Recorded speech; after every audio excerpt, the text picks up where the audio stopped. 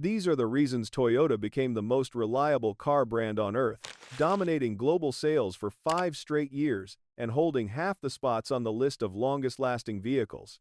This is the story of how a Japanese weaving company transformed into an automotive empire built on a revolutionary production philosophy that eliminated waste and prioritized quality above all else. In 2025, Toyota reclaimed the #1 spot in Consumer Reports' reliability rankings with an average score of 66 out of 100, beating Subaru and even their own luxury division Lexus. But this dominance didn't happen overnight. It's the result of nearly a century of obsessive attention to detail, revolutionary manufacturing techniques, and a company culture that stops production to fix problems rather than push defective products to market. The Toyota story begins not with cars, but with looms.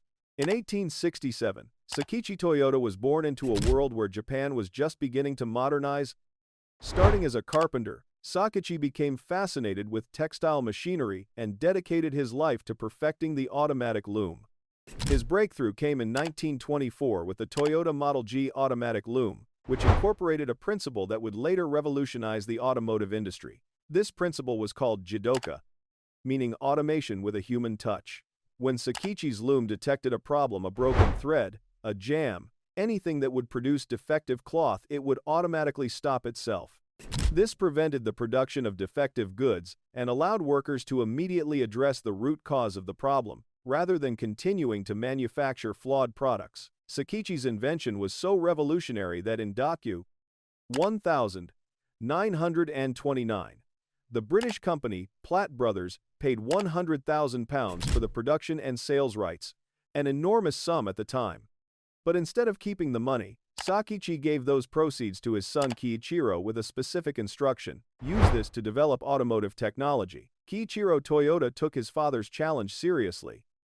On the 1st of September 1933, he established an automobile division within Toyota Automatic Loom Works. The first prototype engine was completed on the 25th of September 1934, and by May 1935, they had built their first passenger car, the A1. But Kiichiro didn't just want to build cars, he wanted to honor his father's legacy. In a touching gesture that demonstrated the deep respect that would become central to Toyota's culture, Kiichiro drove one of the early prototypes to his father's grave. It was both a tribute and a promise that the principles Sakichi had developed would live on in this new venture. The company name itself reflects Japanese attention to detail and cultural significance. Originally called Toyota after the family name, they changed it to Toyota because it took exactly 8 brush strokes to write in Japanese, 8 being considered a lucky number, and the new spelling was visually simpler and cleaner. When Toyota Motor Corporation, it was officially founded on the 28th of August 1937. It carried forward the jidoka principle that Sakichi had embedded in his looms. But it would take another visionary to transform this concept into the most influential manufacturing system of the modern era. That visionary was Taiichi Ohno, who joined Toyota Motor Company in 1943 as a shop floor supervisor in the engine manufacturing division. Ohno would later be called the father of the Toyota production system, but in those early days, he was simply a man obsessed with eliminating waste and improving efficiency. The real breakthrough came in 1948, when Ohno, working alongside Eiji Toyoda, began developing what would become the Toyota production system. Their timing was crucial. Toyota was struggling financially in the early 1950s and faced near bankruptcy. The Korean War saved the company when the U.S. military ordered over 5,000 vehicles, but this close call with financial disaster reinforced the need for a production system that eliminated every possible inefficiency. Ohno's inspiration came from an unexpected source: American supermarkets. Reading descriptions of how supermarkets operated, Ohno saw a perfect model for manufacturing. In a supermarket, customers take exactly what they need from shelves, and the store restocks only what was taken. This pull system meant no overproduction, no waste, and inventory that matched actual demand. Ohno applied this logic to manufacturing, creating what he called the Kanban system. Like the shelves in a supermarket, each workstation would only produce what the next station needed when they needed it. This became the foundation of just-in-time manufacturing, making only what is needed, only when it is needed, and only in the amount that is needed. The system was tested starting in 1953 and gradually implemented across all Toyota plants. By 1963, Every Toyota facility operated under this revolutionary approach. The results were immediate and dramatic. According to Toyota's internal data, the implementation of TPS led to a 30% reduction in production defects. But TPS was more than just a manufacturing technique, it was a complete philosophy that combined Jidoka with just-in-time production. These two pillars created a system where quality was built in from the beginning, not inspected in at the end. If any worker spotted a defect or problem, they had the authority and responsibility to stop the entire production line until the issue was resolved. This approach was radical. Most manufacturers at the time focused on keeping production lines moving at all costs, fixing problems later. Toyota did the opposite. They embraced the principle of stopping to fix problems to get quality right the first time. This meant short-term slowdowns but long-term quality that competitors couldn't match. The third critical element was Genchi Genbutsu, which translates to go and see for yourself. This principle required engineers and managers to personally investigate any problem where it occurred, rather than relying on reports or second-hand information. If a defect appeared on the assembly line, the responsible engineer had to go to that exact spot, observe the problem firsthand, and understand the root cause before implementing a solution. This hands-on approach to quality control became foundational to Toyota's engineering practices. It encouraged employees to get to the heart of problems immediately and meant that fixes addressed actual issues rather than symptoms. The result was a continuous improvement culture where every employee was empowered to identify and solve quality issues. To ensure this philosophy permeated every level of the organization, Toyota launched the Creative Idea Suggestion System in 1951. This system encouraged every employee from assembly line workers to executives to propose improvements to manufacturing processes, quality control, or efficiency. Since its launch, the number of suggestions has steadily increased year after year, creating a company-wide culture focused on continuous improvement. The dedication to quality extended far beyond the production line. Today, Toyota performs over 2,000 checks on every vehicle before it leaves the factory. These checks cover bodywork, exterior trim, interior trim, engine performance, underbody components, steering alignment, headlamps, leak tests, anti-lock braking systems, and electronic control units. Additionally, Toyota conducts more than 1,600 tests using brand new vehicles each year, including comprehensive collision testing at multiple facilities. This obsessive attention to quality has produced measurable results in vehicle longevity. The average lifespan for a Toyota vehicle is 200,000 to 250,000 miles, but with proper maintenance, many models reach 500,000 miles. Consumer Reports' 2025 ranking of vehicles expected to last 200,000 miles was dominated by Toyota, which claimed 8 of the 12 spots. The Toyota Corolla exemplifies this durability. Most Corollas surpass the 300,000-mile mark, making them among the most durable cars on the market. In an extreme example, Scott Oss racked up 603,500 miles on his 2005 Corolla in just 5 years, while working a job that required a 230-mile commute each way daily. The car continued running with its original engine. These aren't isolated cases. In a ranking of the top 20 vehicles with the longest potential lifespan, Toyota holds half of the spots, far ahead of second-place Honda, which managed only 3 vehicles on the list. A Toyota Tundra even passed the million-mile mark, demonstrating the extreme durability that TPS principles make possible. Toyota's commitment to reliability extends beyond traditional gasoline engines. When they entered the hybrid market, they brought the same methodical approach that had made their conventional vehicles legendary. The Prius development began in 1993 with the G21 project, focused on fuel efficiency, low emissions, and affordability. But Toyota didn't rush the technology to market.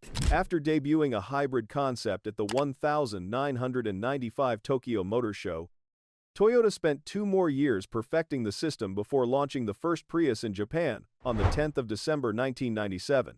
It became the world's first mass-produced gasoline-electric hybrid vehicle. The worldwide launch came in 2000, and according to IEEE member Nobuo Kawaguchi, the Prius is not only the world's first mass-produced hybrid car, but its technical and commercial success also spurred other automakers to accelerate hybrid vehicle development. The Prius proved that Toyota could apply their reliability principles to cutting-edge technology.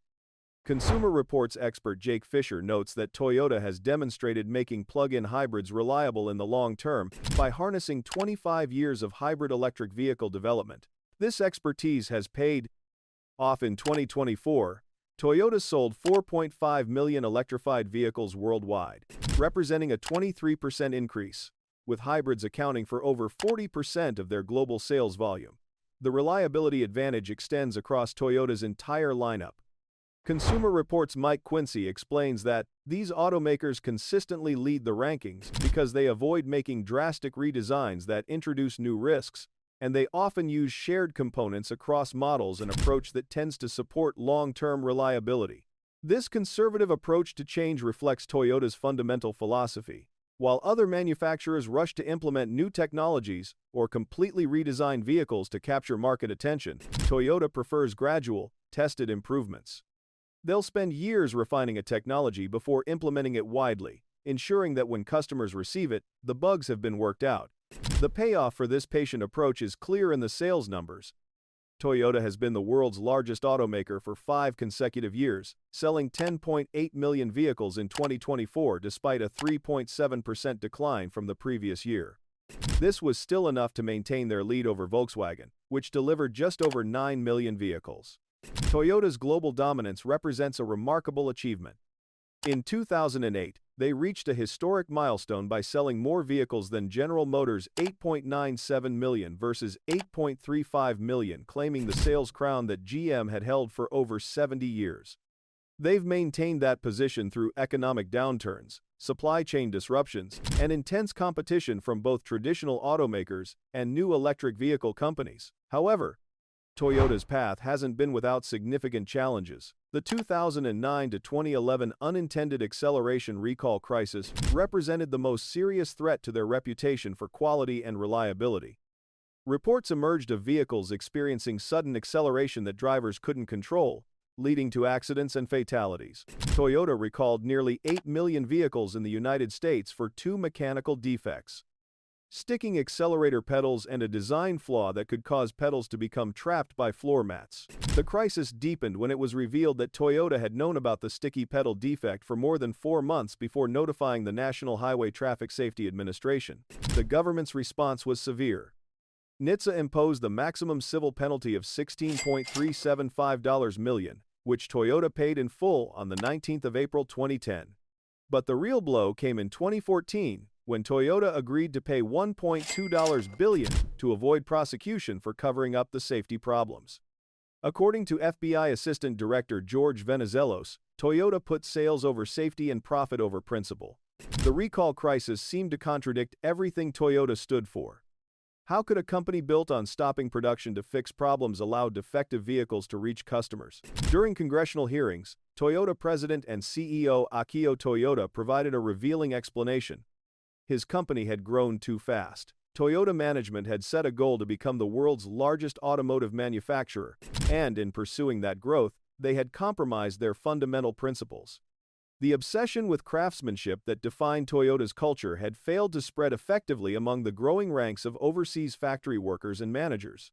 But the story has an important epilogue.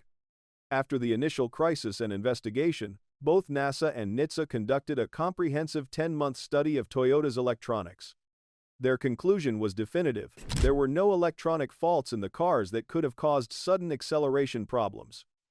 Transportation Department Secretary Ray LaHood declared, "There is no electronic-based cause for unintended high-speed acceleration in Toyotas, period."